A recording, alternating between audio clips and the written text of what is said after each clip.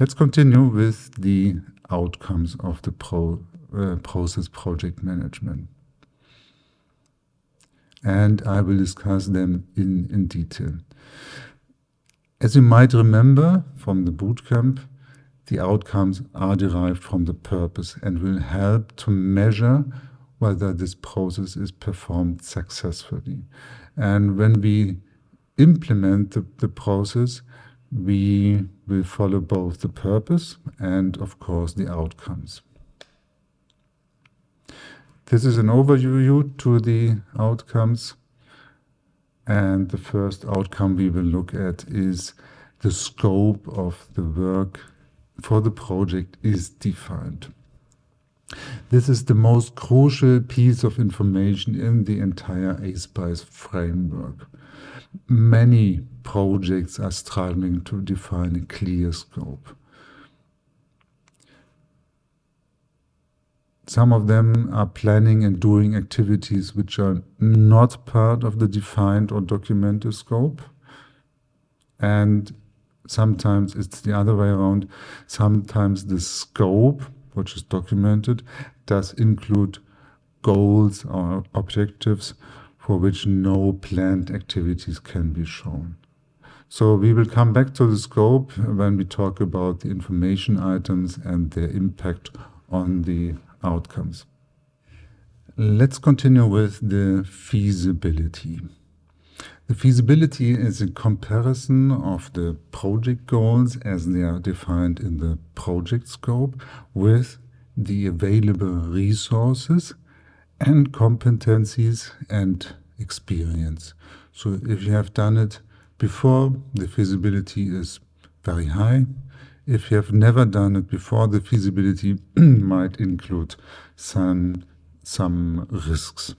So the feasibility will be done on technical aspects as well on commercial and quality aspects. Outcome number 3. The activities shall be sized and estimated. This outcome or this activity sizing and estimating is not mentioned in the purpose, but it's introduced here in the outcomes. So this is already a strong hint that estimation must take place in a systematic way. Outcome number 4, the interfaces. The same is true here. It's not mentioned in the purpose, but introduced here in the outcomes. Still, interfaces play a very decisive role for successful project management.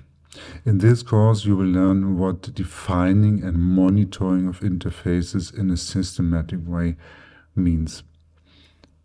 The next outcome is plans for the execution of the project are developed, implemented, and maintained.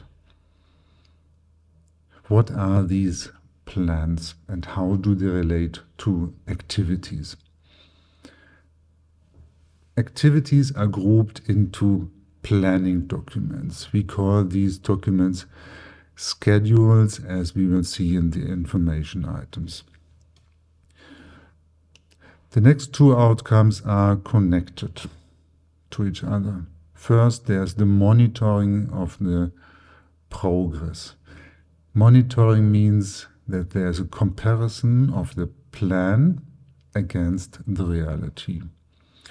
And then the reporting is based on this progress monitoring and takes place to internal or external stakeholders like management, customer, respectively.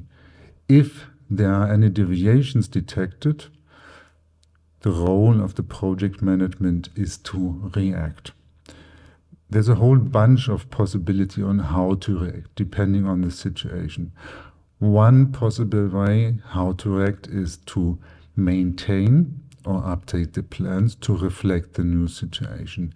This is what is meant by make adjustments, as mentioned in the outcome number 7.